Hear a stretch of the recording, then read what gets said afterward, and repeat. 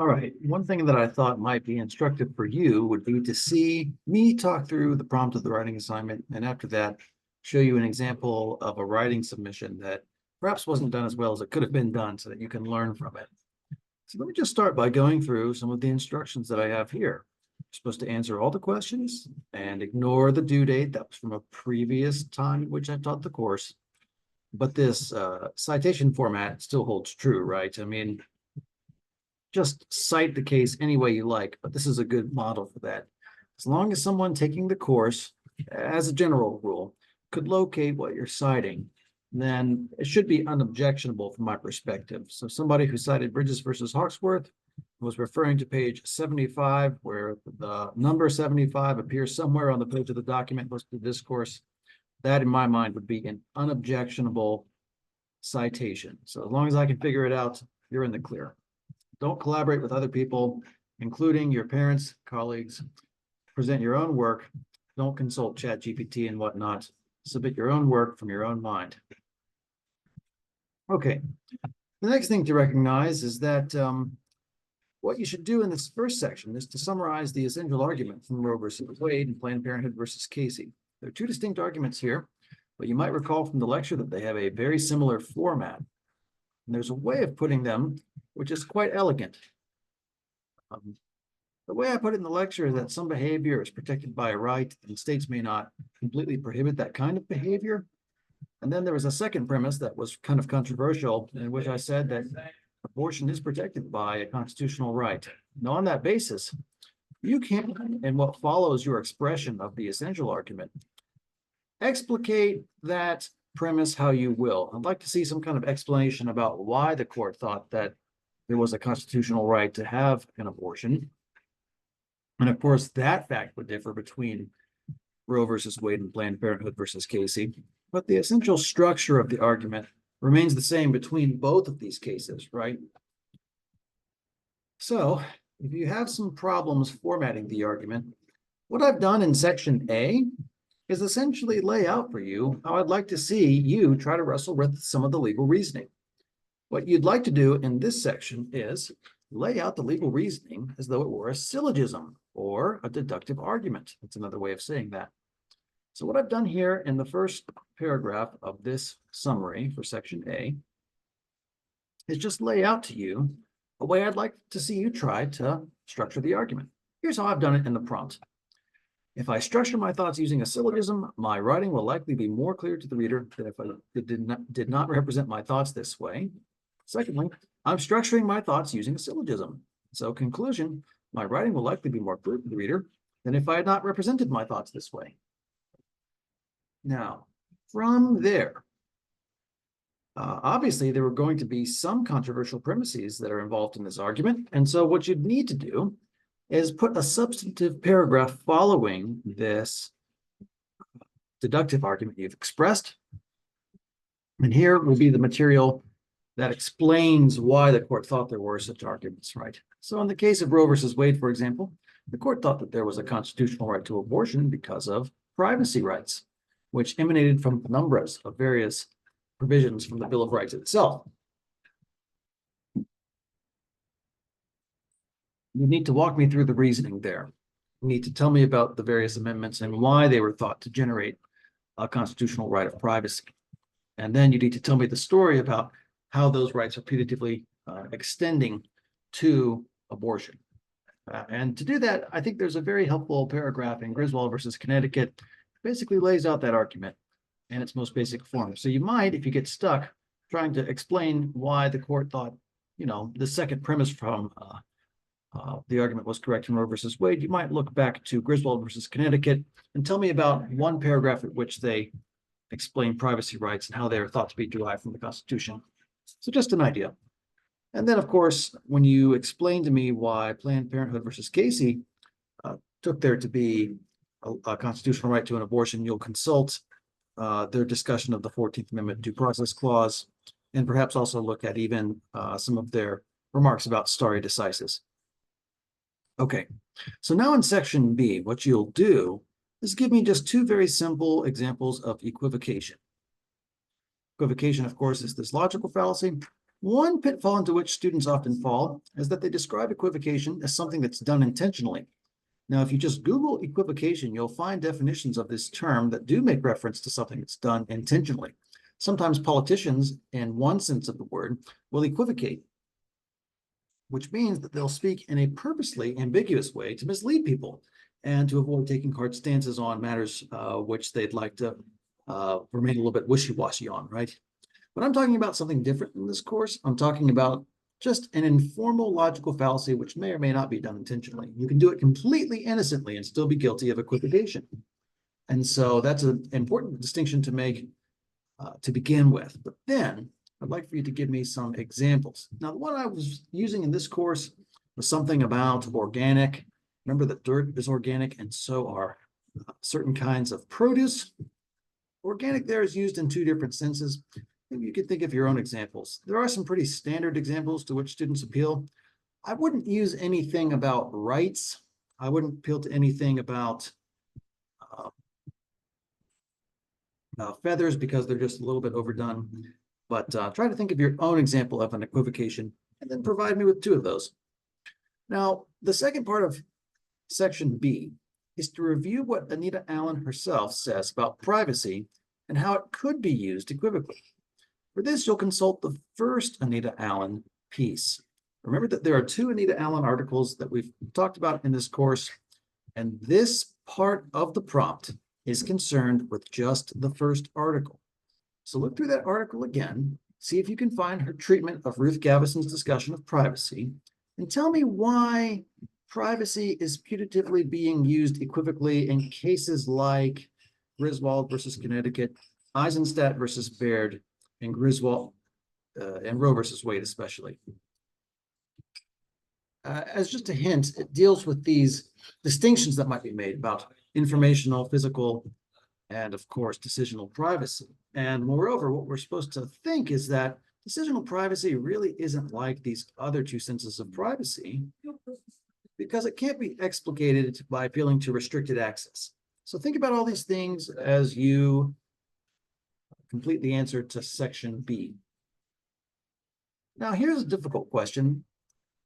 To what extent do the dissent in Roe versus Wade and the majority opinion in Dobbs versus Jackson appeal to this idea? Now, if you were to look through Dobbs versus Jackson again, I promise you that you'll find some language that indicates that the court in Dobbs versus Jackson is aware of this objection that can be made to privacy jurisprudence. But, you know, even the best answers needn't explicitly mention that allusion.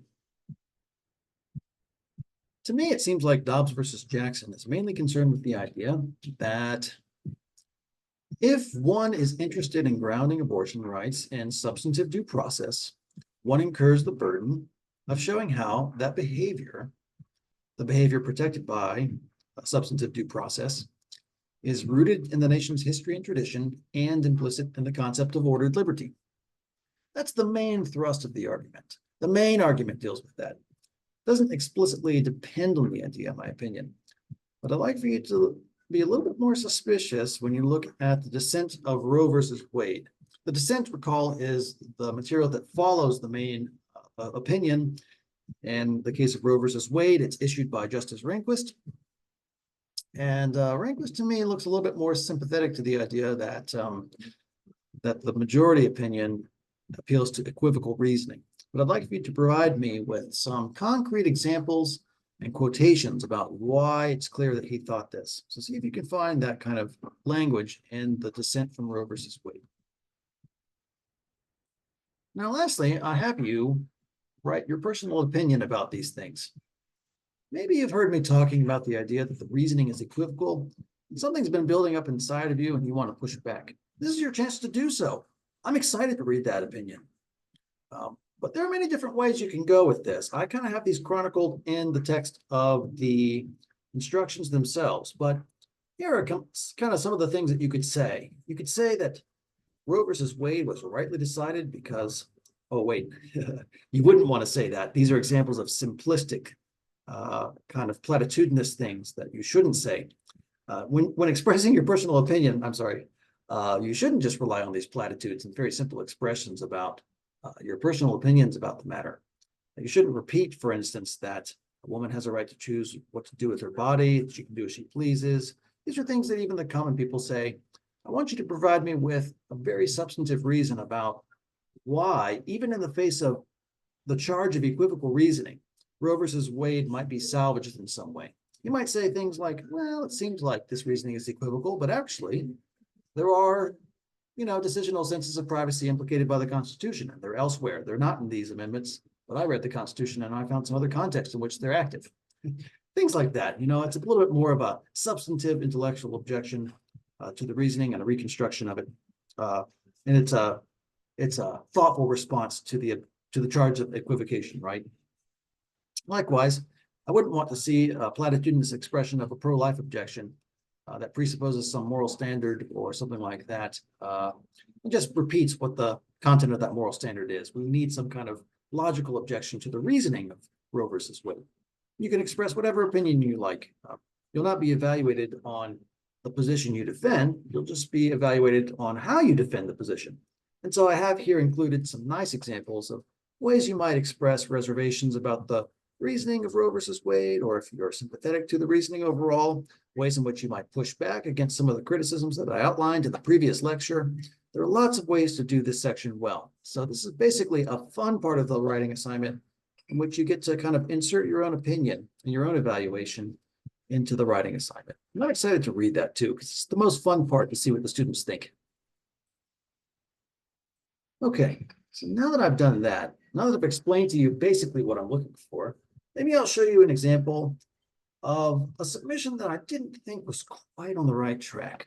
So hopefully you can see this now. Student submitted this to me some time ago. And here's their section 1.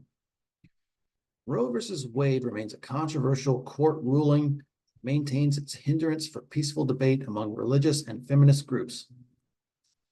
If I think about this too long, I'm just going to go crazy. So I'm just going to assume the student was trying to make some kind of interesting introduction to their paper and move on. Here's something that I don't see in this submission that kind of bothers me.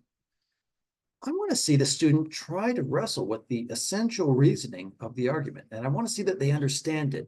And the way that they demonstrate understanding is by just constructing a simple premise and conclusion syllogism, or, form of deductive reasoning. I want to see the route from the premises to the conclusion. And here's the major red flag in this submission, right? The student hasn't done anything like that. Instead, they've just referenced premises probably from a lecture I gave, and there's no indication that they understand what those premises are or why they're valid or how they work together or anything like that. And so it's very confusing to read from my perspective. Let's go on and read what they have to say.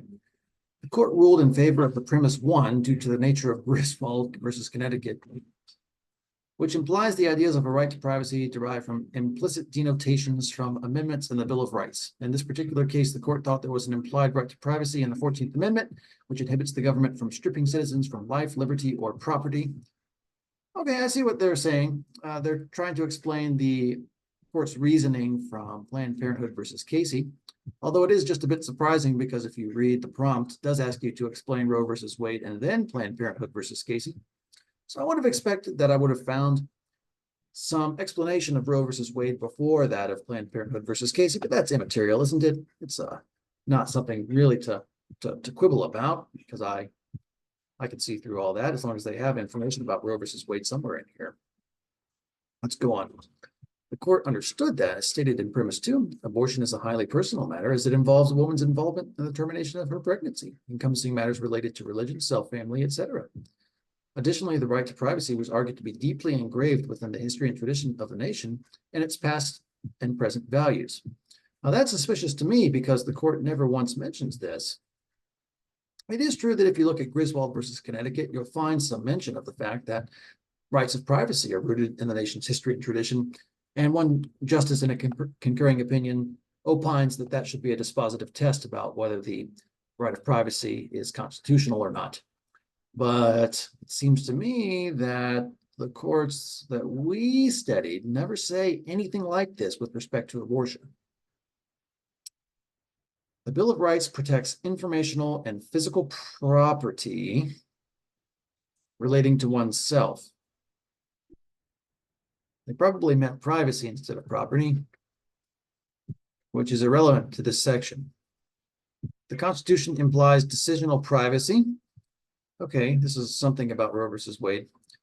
The Constitution implies decisional privacy, contraceptives, family planning, and the topic at hand. The court recognized, however, that where and when life commences remains of perturbation, as does legitimized concerns of maternal and fetal well-being arising premise 3. Probably what the student is referencing is the premise in which I said,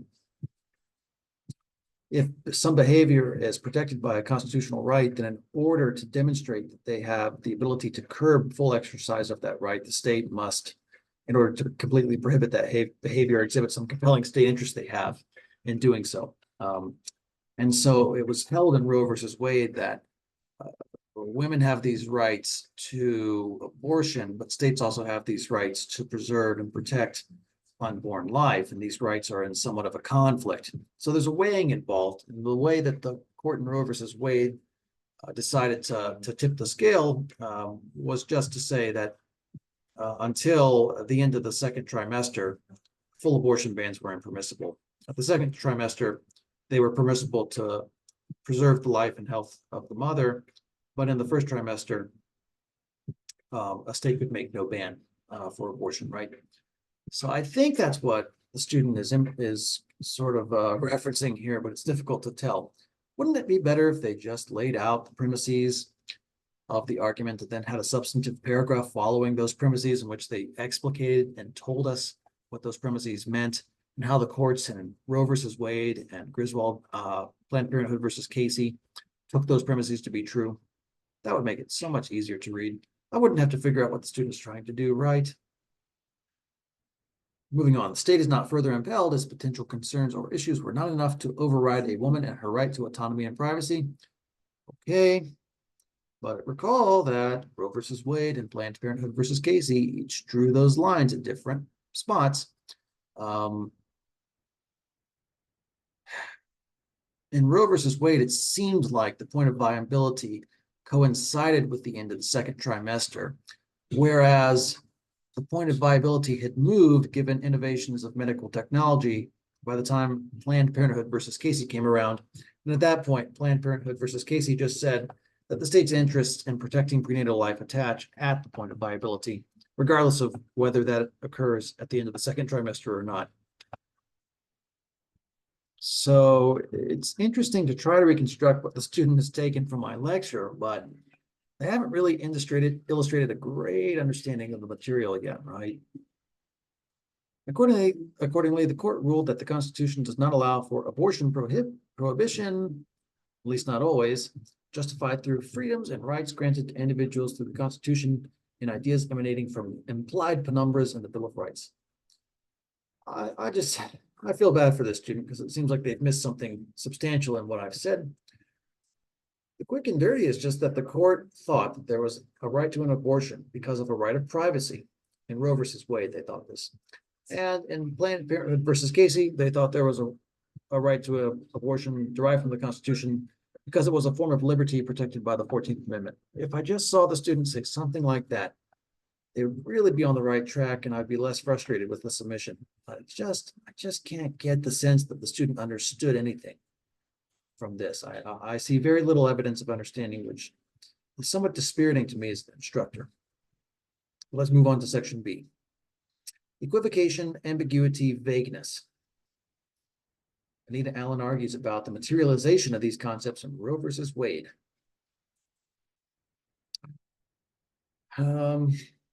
Let's not be too nitpicky about the introduction the students have, right?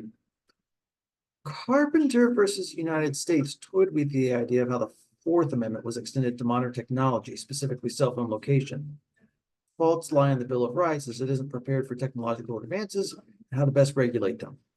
The court resulted to an analysis to adapt the Fourth Amendment to a modern age where equivocation was used to expand the interpretation. Again, I have no idea what term is being used equivocally. Seems like what the student's doing is they saw my request to include 2 examples of equivocation and they're referencing a case in which some legal commenter probably said that there was equivocal legal reasoning. I don't understand what the nature of the equivocation was from reading this. I want to read things like tomatoes are organic. It's good to eat organic things. So you can eat organic tomatoes, but if you should eat organic stuff, you can eat dirt too. So you should, see, very simple examples of equivocation like that. And the student doesn't illustrate that they understand the nature of this logical fallacy and what they've written here. I think the student's going to do the same thing they just did for this case I've never heard of, Carpenter versus the United States. They'll just do it again in Obergefell versus Hodges. But again, we really don't get the sense that the student understands what an equivocation is from this.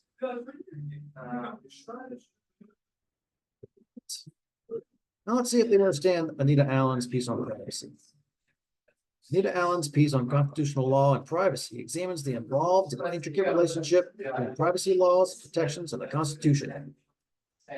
Highlighting Griswold versus Connecticut and Roe versus Wade, she develops ideas of privacy, tracing them to the Due Process Clause outlined in the 14th Amendment. Does she do that? I can't remember. I'm doubtful. Through the deployment of legal tests, courts are able to negotiate tensions arising between privacy rights and state interest. She surmises the Roe versus Wade uses equivocal reasoning, where antiquated protections are adapted to modern day use in employment. She argues that the court didn't provide sound reason as to why the justification of abortion rights is aligned with the right to privacy, as it is not explicitly defined. Is that really what the Anita Allen piece is about? The Constitution protects two quite distinct privacies, informational and physical. Are they that distinct? They're both characterizable in terms of restricted access, according to Allen, right? Roe versus Wade invoked decisional privacy, which Allen perceives as a sort of liberty or freedom granted by being a United States citizen. There's something true about this, isn't there? Anita Allen thought that decisional privacy is reducible to the concept of liberty or freedom, which obviates the need for a new term, which we'll call privacy. If you already have the terms liberty and freedom, you don't need a new sense of the term privacy. You already have the words to get that done. Okay. How then could the Constitution be warped to surround the two distinct privacies? Her arguments question validity, and arising from Allen's observation of equivocal reasoning and a lack of grounds or implication, erode the court's decision in Roe versus Wade. It's difficult to understand what the student is saying. All they need to say is, the Constitution clearly protects physical and informational privacy, but Anita Allen wonders whether decisional privacy is the sort of thing that could even be protected by these guarantees from the Constitution in the first place, because it's not of the same kind as those guarantees being cited. That's the observation in a nutshell. If you say something like that, you're on the right track. The criticism undermines premise 2 of Roe versus Wade. Again, she says this correctly, but in the previous section, if we were to look at it, I doubt it would be very clearly explicated there. The court's provision of lackluster arguments to further legitimize the right to privacy or a lack of moral complexity was considered. Coherent justification of vague clarification propel Allen's counterargument. There's more here to illustrate that the student understands something. It's better than the previous section, I think. It's still a long way from being adequate, in my opinion. I wish I could just see a very short and snappy summary of what Anita Allen's argument is. Okay. Now she's going to trace this argument and tell us whether it figures prominently in Dobbs versus Jackson or the dissent from Roe versus Wade. Why is she talking about Dobbs versus Jackson's dissent? I don't understand that. The majority did not rely on equivocal interpretations of the right to privacy as a basis for the right to abortion. Justice Rehnquist points out that the majority didn't perceive the right to abortion being rooted in the history or tradition of the country, therefore it is not protected and gives no indication that the legal reasoning involved in Roe versus Wade involved equivocation.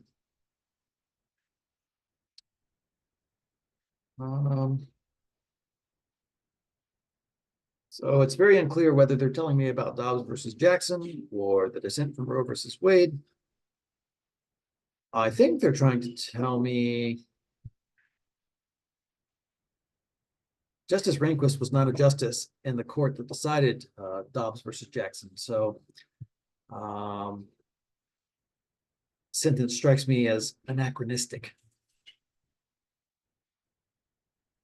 I don't know what to do with that sentence. I'm going to be honest. Here, they kind of tell me about what Dobbs versus Jackson said, the main argument. But they make reference to Justice Rehnquist, so it's just impossible to know what the student has in mind, I think. And I don't really want to spend that much time interpreting charitably what the students say. It just needs to be written clearly for me. Practice doing that. Practice presenting your ideas in the most clear manner.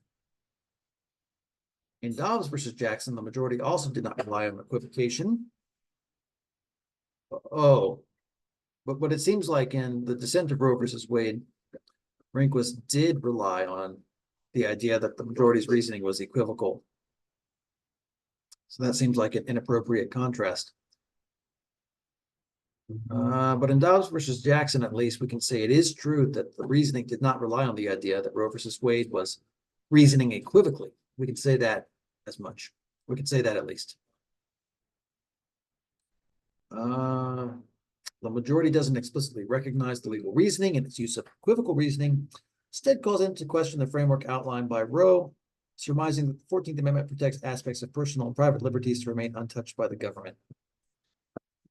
I thought the main argument from Dobbs versus Jackson is that if you say that abortion is protected by a 14th Amendment due process right, you incur the burden of showing how that behavior is rooted in the nation's history and tradition and implicit in the concept of ordered liberty. And while the idea that both of those prongs of the test are needed is somewhat controversial, the court then goes on to research quite extensively the ways in which history does not support the idea that abortion is rooted in the nation's history and tradition. That seems to be the main thrust of Dobbs versus Jackson. So again, it's so hard to be charitable to the student here because it doesn't look like they are illustrating their understanding of the material. Okay, and now the personal evaluation section where it's very hard to go awry. It's supposed to be the fun section where you don't have to worry and just impose your own opinion on the material. Let's see what the student says. Roe versus Wade does employ equivocal reasoning, in my opinion, which presents difficulties for personally defending. The Bill of Rights and the Constitution and their interpretations are challenged as the world progresses and societal norms develop beyond that of which the drafters possibly envisioned. I don't believe that equivocal reasonings is a sound use in legal settings for a multitude of reasonings. I don't know. So they have told me where they're supposed to be going, but what follows that clear direction is kind of a word salad, if you will. It lacks any sort of precision or purity in instances that require as such. This causes misinterpretation and communication is muddled and inconsistent. This sort of reasoning could prove unsuccessful when persuading a court in a particular direction. While I understand law to use deductive reasoning based on presented premises, I find that equivocal reasoning could potentially circumvent forthright arguments and discussion. Well, yeah, that's kind of what equivocation is by its very nature. It's a way of reasoning poorly, right? Yeah. What does the student mean here? While my personal opinion may refute my legal argument, I don't find that the arguments presented in Roe can fully justify the unconstitutionality of banning abortion.